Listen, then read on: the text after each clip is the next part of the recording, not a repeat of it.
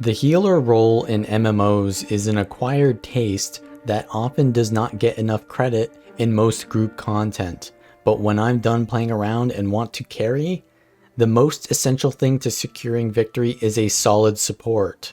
However, it can sometimes be boring playing a support when healing isn't needed. It can be frustrating playing with players who ignore mechanics or run away from your heals and then blame the healer.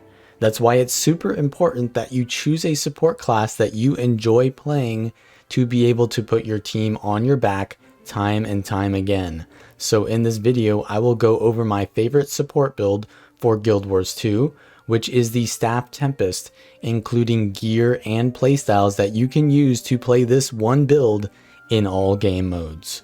Let's start with the gear. The most important stats are healing power, concentration, and vitality. The best option for these is minstrel gear, which gives all of those and some toughness to make you really tanky, but also give all the support your team needs. But if you don't want too much toughness to make sure you aren't tanking in raids, then you can mix in some Harrier's gear, which gives you a little bit more support, but much less survivability. If you want more damage potential for solo situations, then go for Celestial stats, which will let you do some damage when alone, but still have enough support in groups, albeit less. If you can't afford these, then Magi's stats will suffice until you can get the others. The best healing rune is the Monk rune, but if you can't get them from dungeons, then Dwayne runes are the next best thing. I use a staff because it provides the most utility and has some engaging combos that we'll go over later. For now, put a transference sigil to improve healing and a concentration sigil for more buffs if you want to focus on PvE group content, or you can put on an agility sigil, which will give quickness on swapping attunements and allow you to more fluidly perform the staff combos in World vs. World.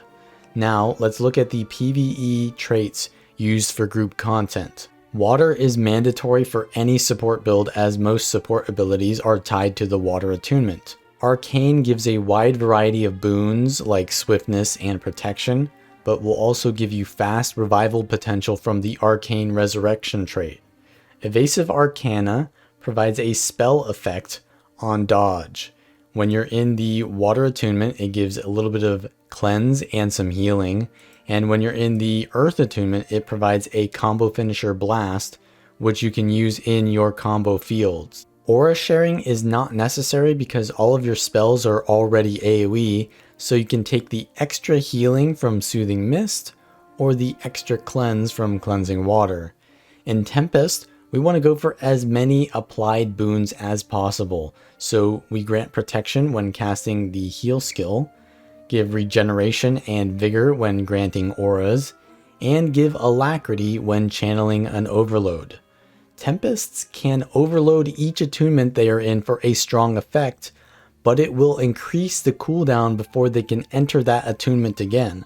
So if you really need healing, don't leave the water attunement after overloading water.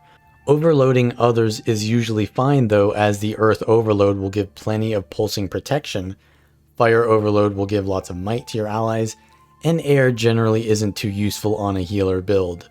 Because attunements provide many different utilities for any situation, but they limit when you can use them, it's important to know how to flow from each attunement to the next, so you can constantly be providing something valuable to your party. Here are some of the combos and rotations you can use to heal and buff your party in PvE content. Start out by overloading fire to get might and alacrity on your party, as those are the most useful at the start of the fight. Once you finish overloading fire, you can swap to earth to give protection from the arcane trait line, cast earth 3, and dodge in your fire field, and you can transmute that aura to get a blast finisher as well as your evasive arcana, and that'll give you 2 blasts in your fire field to give more might. While you wait for your overload earth to come off cooldown, you can use your heal skill or aftershock, which will give magnetic aura, and you can transmute that for stability to your allies, and then cast the earth overload. Once that finishes, you can cast your earth 2, which will cause a delayed attack, which will be a blast finisher.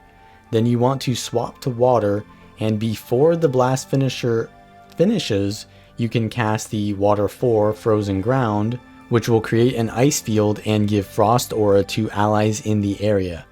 Auras give regeneration and vigor, and the frost aura gives damage reduction, but the earth 2 is still there, which will blast the ice field and create another frost aura.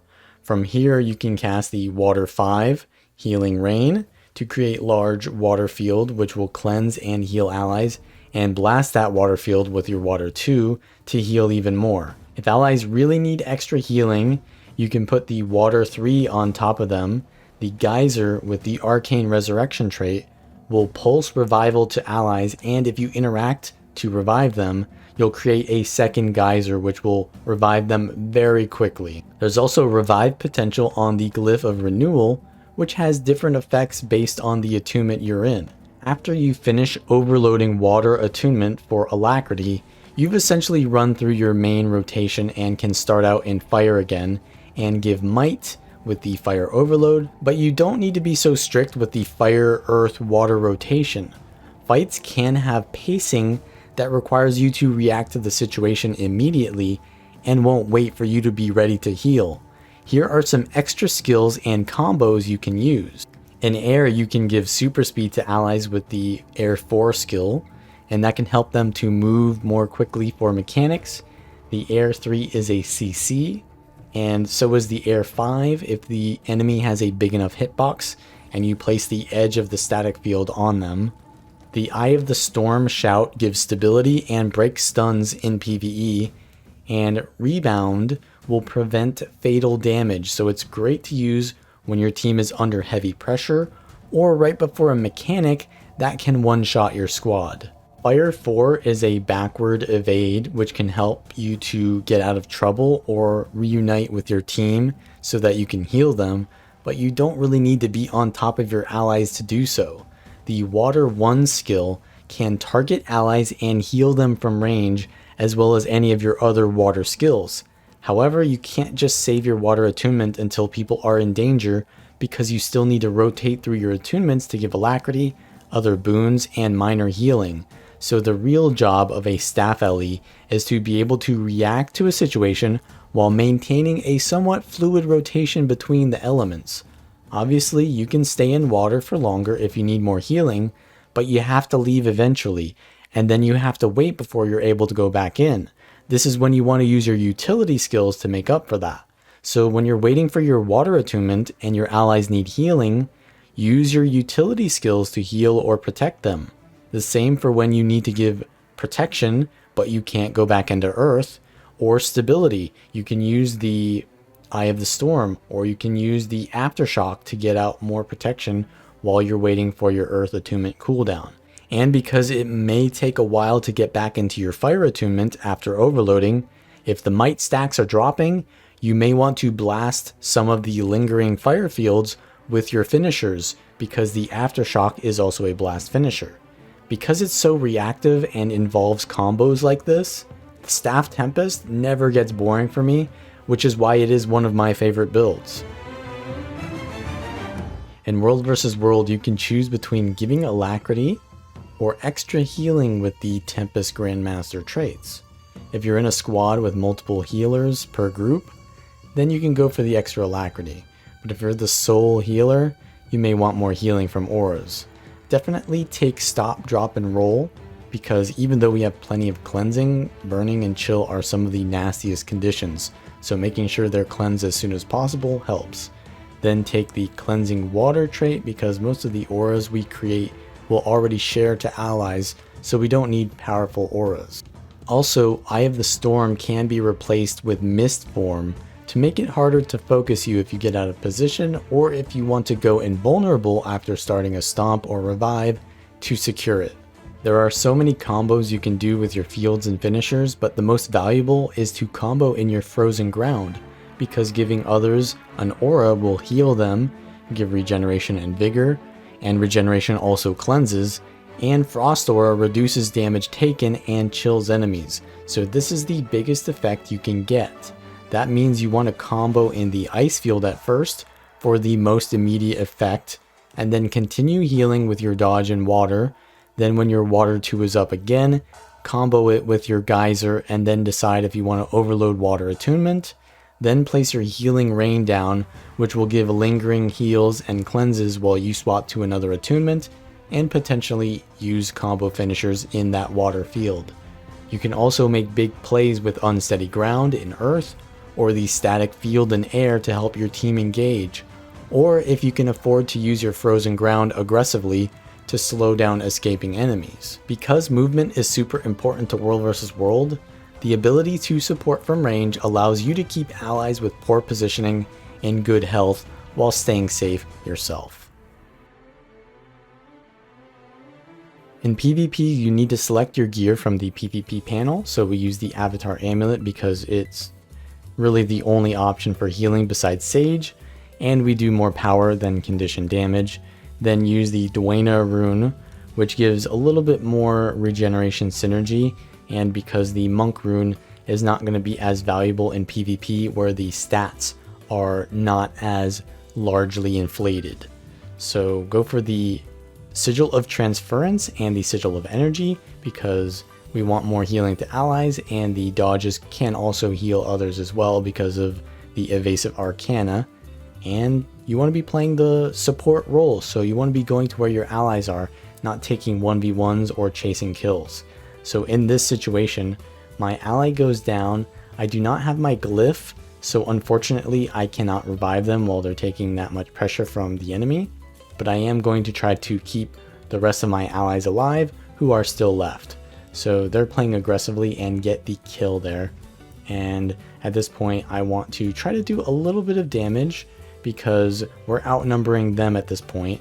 I use my air overload, which can do some damage because I've got the Avatar Amulet.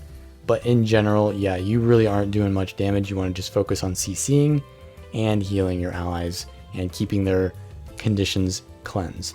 Now I see that my ally is low at far, so I immediately get off the node and try to support them and give them super speed here to get them back into the mid where they can be safe and our allies can regroup. I use my static field on the choke point there to prevent them from pushing into mid as fast as possible, and the unsteady ground as well. My ally pushes in aggressively, so I go down to give them protection with my earth overload, but there's quite a few of them and this is still very dangerous. I put down my auras with the fields there and combo, but unfortunately my ally gets bursted before the healing lands, and we're forced to just leave that because we're heavily outnumbered. I am going into my mist form here so I don't get destroyed by all the damage that's being put out on the node, so we have to give up that objective and regroup with our team. I see that my Guardian is pretty low here, so I'm going to try and regroup with them, but they're quite fast and it's hard to catch up with them, so I go around the side, and yeah, they're moving kind of out of my line of sight here, but I'm still able to get the glyph off on them, and now that they're full health as well, I can go in and support them from below with the aftershock because it has a pretty wide radius of support range. But they go down again and it's really a struggle to try to keep up with them, so I kind of give up on that, and we're just going to try to survive at this point, keep anyone else that is still alive. Now my huge AoE of the healing rain there is pretty nice because it was affecting the entire area, and we can use our overload air to cleave the downed body here before they get revived. And now the enemy team is trying to come in here, so we're just going to use as much as we can with the aftershock, my overload water just to keep myself alive while I hold the node, and put down my healing rain again over the entire area that our team is fighting on. And if I really want to, yeah, use my rebound there because it looks like my ally is CC'd and I don't want them to die from the burst. And yeah, there's quite a bit of damage going down here, so I'm gonna have to use my mist form before I die. I don't have any cooldowns to go for the res, but I am able to remove the immobilize with the windborne speed here. But yeah, they're gonna be chasing me to try to finish off the kills here.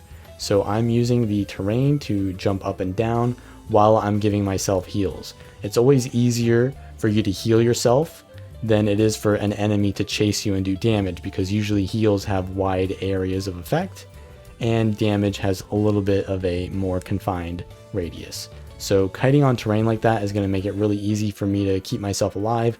Unfortunately, I'm going to be taken out still. So we're about 100 points down and we're getting wiped here, which is pretty bad. But as a support, you always want to regroup with your team. So I want to look at the map and see, okay, where are my teammates going? I've got one at far. We own home, so we don't really need to go there since no one's contesting that. And even if they were, it's not my job. So we've got our warrior going there. So it looks like when I respawn, I just want to head into either mid or help whoever's getting chased that far to survive. So I head into mid, it looks like, and I'm just targeting my allies to see how they're doing. I see one of them is being chased, so I try to CC and heal them to keep them alive. And then I'm checking on my one guardian on mid, just giving them some ranged heals, and I go back to my allies on home area, and I'm healing essentially 2 fights at one time with that positioning because I'm in between them and I can give my healing at range. So in a way, I was able to keep 2 fights alive at one time, which is pretty powerful. You can't really do that on many supports. So now in this fight, we're putting out all of our CC and AoE to give protection and to prevent the enemy. I dodge on my ally there in water attunement to keep them alive, and I'm trying to do my combos, but they're running away from me, so I'm going to use my glyph to revive them, but they get cleaved out faster than my glyph can revive them. So I should have casted it sooner and they wouldn't have died before I could cast it. But we're just going to try to focus on what's left, and we do get it down here. I'm going to put down a lot of AoEs as well to help my team to finish off these kills, give them super speed so they can get the chase, and I also get the CC with the static field there. Now I'm going to cap the node while my teammates chase kills because it's not really my job to chase kills. So we get the cap, and then from here I want to decide, well, we've got home and mid. This is a winning situation, so I don't really want to go too far away. I see that they're actually self-resing there, and that was a huge mistake by me to let that happen. But now that they're up, we still have our team here and we can regroup with our allies. I'm looking at the numbers on the map and it looks like, yeah, we want to rotate into far. So even though we have a 2 cap, everyone's rotating into far, so that's where we're going to go. And put down my static field to CC the enemies, use my rebound just in case, and I'm going to stay in the air attunement maybe a little bit longer. Okay, I actually went into water. So the rebound will give an extra aura based on what attunement you're in when the animation ends. And we're just going to go for the res here. I gave protection to the body with the earth attunement so that they cannot be damaged and I can revive them through the damage. And it looks like at this point we've got a pretty good hold on the map. We have far and mid, and we're only 50 points behind. So we need to be careful with our rotations. We don't want to over rotate so that we create momentum. We want to avoid momentum. So we want to keep as many people alive as possible and play safe. So I see that my ally is being taken out almost in an outnumbered situation here. There are going to be 3 people here, so we need to keep them alive. And we have an even matchup now, but we do want to hold the node. However, it's not my job to do that. It's my job to keep my team alive. So I'm just going to stay on my allies and just keep them alive by giving them heals, protection with the overload, and we're going to try to CC whoever we can. Now at this point, I don't want to be 2v1ing because I don't provide too much damage. I'm just going to stay on my willbender here and give them healing. And we are kind of gaining the node here because we have a little bit more support to stay on the node. And I see that my ally's starting to win that fight, so I'm going to leave and rotate with my willbender into mid, not try to overcommit into a fight. I'm trying to, as I said, reduce the amount of volatility on the map. So I get the glyph on my willbender. Thankfully, I was there in time before they got cleaved out, and we're just going to give as much support as possible. I have all of my water skills up, and I'm blasting my combo fields. I can also use my auto attack while targeting them so that I can cap the node and still give the healing to my allies there. And while we're not winning far, it is kind of a neutral node, which is a kind of good situation for us. but we've got kills around the map, so I do want to come in here and prevent the death of my ally so that the enemy team doesn't get momentum.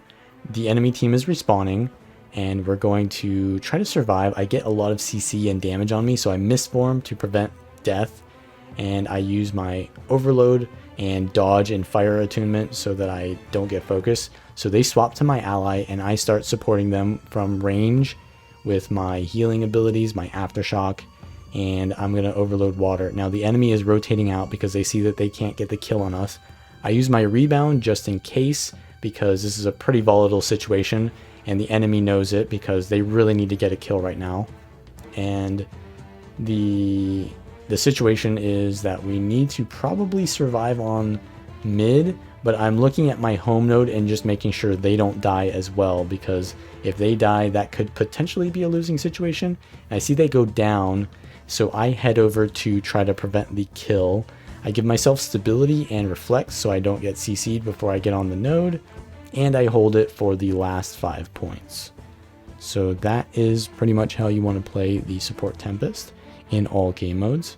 If you like this content, then like the video, subscribe for more, and if you'd like to support me further, please consider becoming a patron and sharing this content.